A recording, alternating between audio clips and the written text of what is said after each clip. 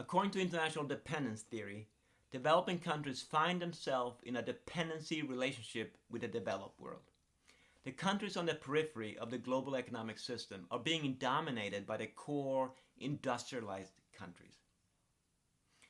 A crucial question is, how did countries of the world end up in this core periphery or dominance dependency relationship? Neocolonial dependence theory argues that there are historical reasons for this relationship, and note that poor nations are almost all former colonies of the developed nations. During their time as colonies, their economies were explicitly built to serve the developed nations in two important ways.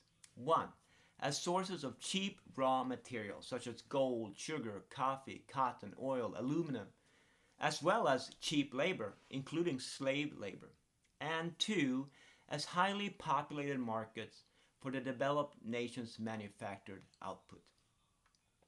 In addition to this economic relationship established through colonialism, the colonizers from the core also established political regimes and political systems, institutions in the periphery countries that made it very difficult for the periphery to organize and support their own development.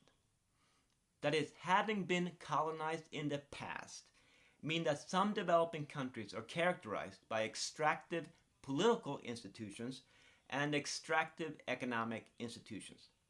That is, colonies were managed for the benefit of the few, the colonizers, England, Spain, Portugal, to extract income and resources from the many people in the developing countries by creating extractive political institutions, authoritarian leadership, and extractive economic institutions, no property rights for the local population, and therefore poor economic incentives.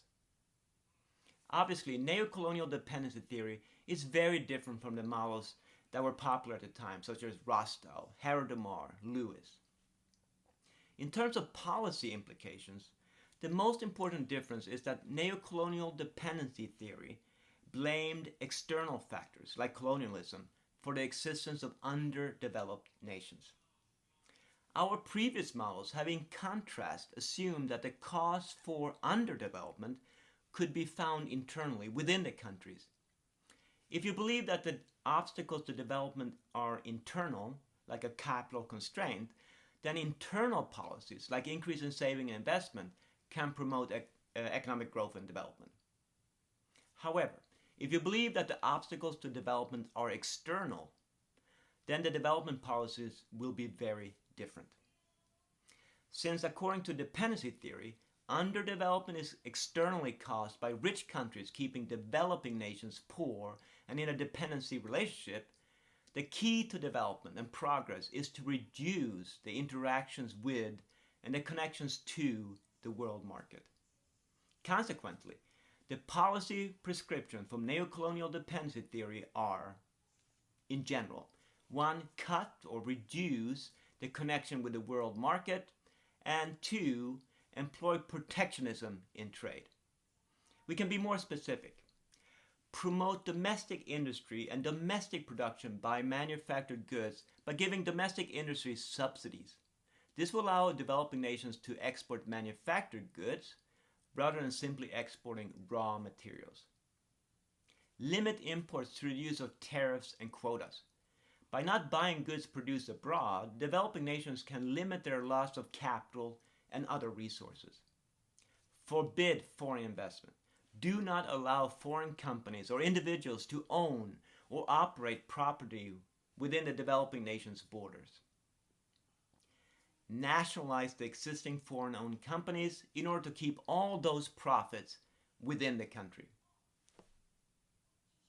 A weaker and more popular version of these policies is called import substitution policies. Import substitution policies is a trade and economic policy that advocates replacing foreign imports with domestic production. It is based on the premise that a country should attempt to reduce its foreign dependency through the local production of industrialized product. All right, so these are quite radical policy suggestions, but neocolonial dependency theory believes that nothing less than social revolution is needed. Since developed nations are exploiting and draining the developing world of its resources, the only way for developing nations to develop is to destroy or revolutionize the global capitalist economic system. Clearly, international dependence theory provides a totally different approach to development, and during the 1970s, some countries pursued policies consistent with dependency theory. Unfortunately, these countries did not do very well. Many South American countries pursued these policies. The actual economic experience of developing nations that pursued revolutionary campaigns of nationalization of private property and promotion of state-run production, combined with import substitution policies, have unfortunately not been very good. Another weakness is the fact that although dependency theories might provide a good explanation for why many poor nations remain underdeveloped, they do not provide any really good proactive advice for how to reverse that situation. Another important result of the international dependency revolution during the 1970s was the neoclassical counter-revolution in the 1980s and 1990s.